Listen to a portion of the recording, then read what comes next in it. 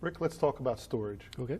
It's something we have to do for every system, whether it's 1 camera, 4 cameras, 16 cameras, or 500 cameras. Every system, we calculate storage. Right. There's some basic stuff that, that the customer needs to provide to us so that we can help them with the calculation.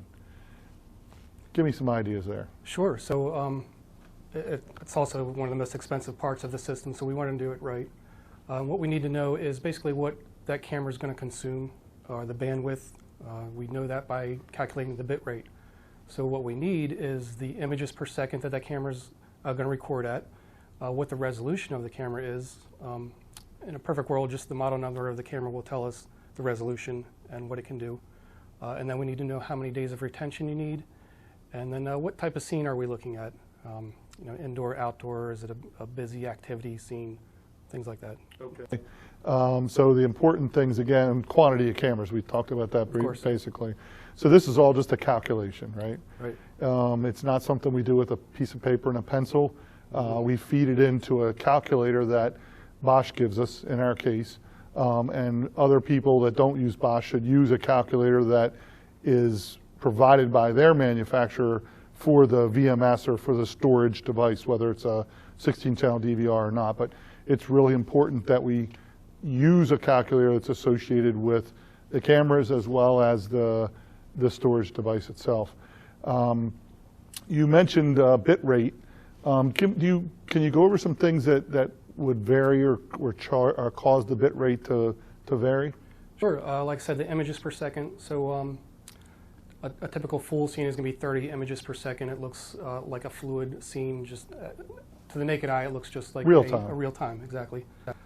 If you were to dial that down to say 5 images per second, it looks a little blockier, but you are saving storage.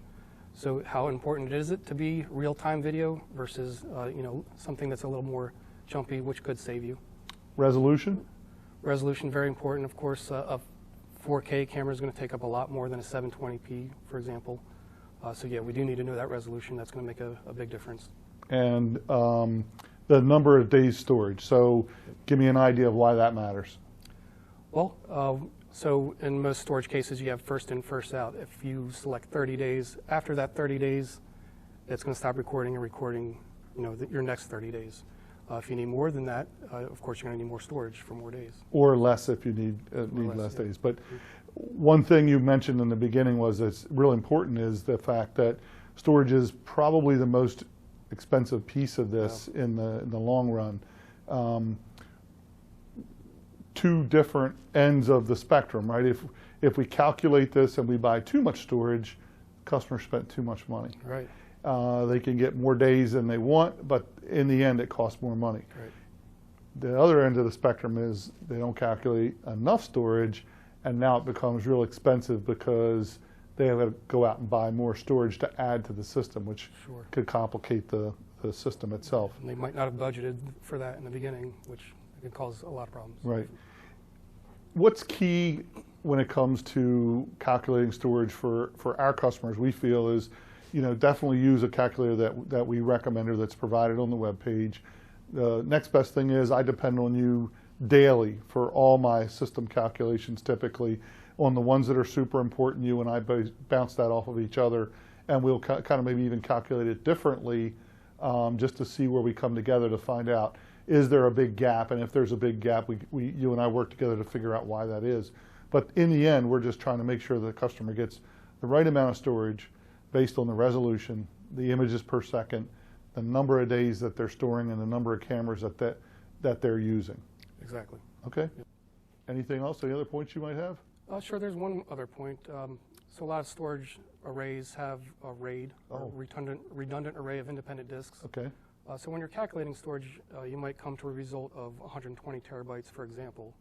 And you might think, okay, well, 120 terabyte storage array is going to work for that.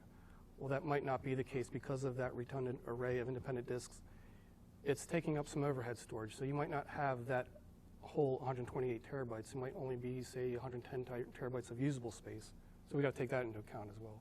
So when we talk about RAID, that's another huge factor in the calculation. Yeah. Some different types of RAID use one or more disks. So depending upon how you configure it, it's a question we need to know up front.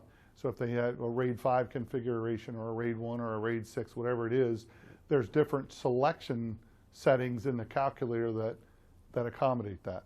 Correct. So we have to know that up front, like you said, so that we don't short the storage calculation based on that, and then again may not have the money in the end to cover that in the project. Right. Anything else? I think that covers it. Of course, always just contact us. We prefer you contact us first and not make your own storage calculations. Like you said, we do one, I do one. For the same project, 2 heads are better than 1, so it's good to have. So even if the customer does want to do it themselves, which is fine, Sure. it's just nice to have a second head to bounce it off of and make sure that there's not some gross mistake. Right, yeah. Like we said, it's an expensive part of the equation, so it's good to get it right. Yeah, nobody wants that finger pointed at them that No, they shorted no, they that don't. out.